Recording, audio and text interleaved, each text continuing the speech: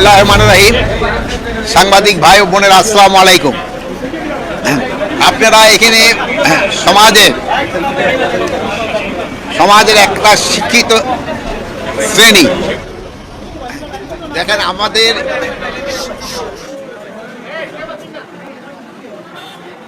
সমাজের আপনারা একটা শিক্ষিত শ্রেণী। বাংলাদেশে প্রায় 18 কোটির ভিতরে আপনারা কিন্তু সমাজে একটা উচ্চ শ্রেণীর লোক। এখন এখানে আইন শৃঙ্খলা রক্ষা করাতে কী রকম সমস্যা আপনারা নিজেরই বুঝতে পারেন।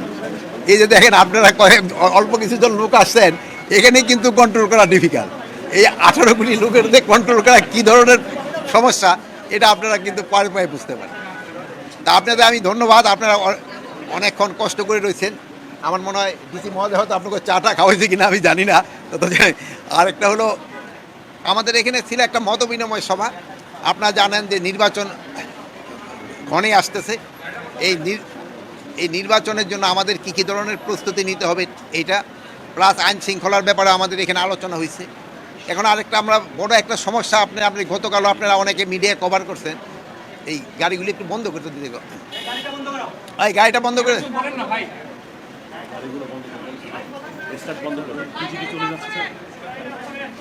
আমাদের অফিসার একজন একটু গাড়ি বন্ধ করতে বলো তো, আমাদের গাড়িগুলো বন্ধ করতে বলো, গাড়ি ইঞ্জিনগুলো বন্ধ করতে বলো।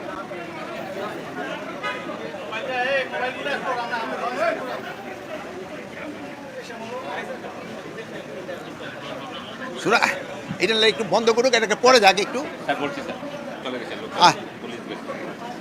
আর হলো এগুলি ব্যাপারে আমাদের এখানে আলোচনা হয়েছে। তা আপনারা জানেন, সিলেট হলো আমাদের একটা পূর্ণভূমি। এখানে জনগণ কিন্তু অন্যান্য এলাকার তুলনায় এরা অনেকটা শান্তিপ্রিয়। এখানে রাস্তাঘাটের সমস্যা অন্যান্য এলাকার থেকে অনেক কম। এই জন্য আপনারা সবাই ধন্যবাদ পাওয়ার যোগ্য। এই জন্য আমি আমার অন্তঃস্থল থেকে আপনাদের ধন্যবাদ জানাই। আপনারা অনেক সমস্যা আপনারা নিজেরাই সমাধান করে দেন। এই জন্য আপনারা আমি আবারও আপনাদের ধন্যবাদ দিই। তা আমাদের বিভিন্ন ব্যাপারে আলাপ হয়েছে। এবং এই আপনাদের যদি কোনো প্রশ্ন থাকে, মেইনলি আমরা ইলেকশন সংক্রান্ত ব্যাপারটা একটু বেশি আলাপ করেছি।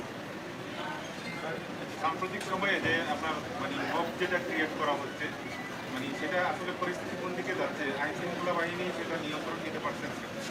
সেই সাথে একটা প্রশ্ন আছে, এখন পর্যন্ত আরও 81 জন পুলিশ উপস্থিত কর্মরত, সেটা আজকের একটা প্রশ্ন আছে।